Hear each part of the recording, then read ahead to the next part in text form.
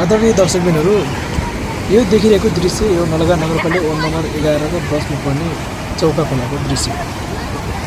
यहाँ अहिले मान्छे यही खोलाबाट मान्छे बगेर करिब 200 मिटर तल उद्धार भएको छ। खोलाले छेउछेउमा फाल्यो। महिलाको एउटा बेहोसी बनाउने भएन, उहाँ होसमै भयो र उहाँले करिब 200 मिटर तल गइसकेपछि त्यो झोलकी पुल जहाँ भाँचिएको छ, जहाँ बगाएको छ, त्यही पुलमा गएर उहाँले समात्नु भयो र नेपाल प्रहरी स्थानीय युवा गएर उहाँलाई उद्धार गर्नुभयो। उहाँ महिला उहाँ नै हुनुहुन्छ।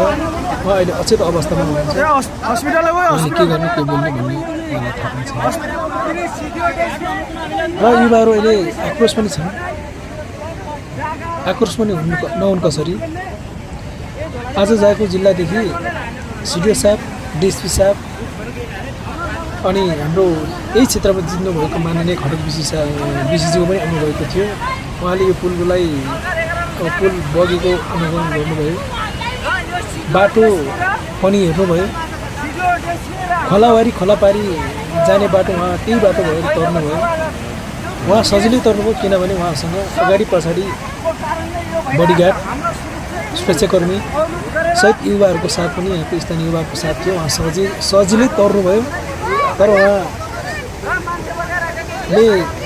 जोखिम देख्नुभयो।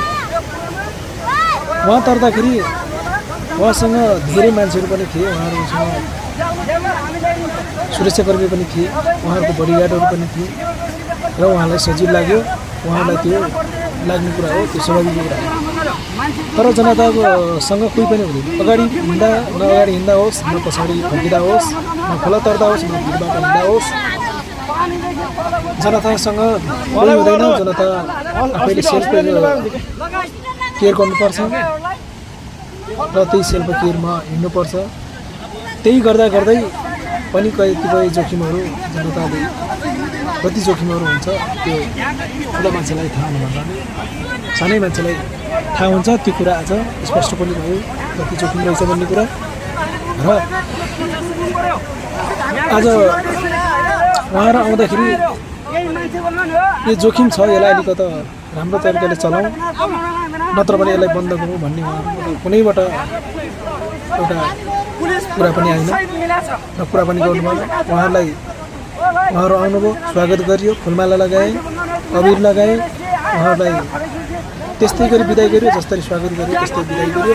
तर उहाँ बिदाई गरेको 1 घन्टा नबित्दै यहाँबाट एकजना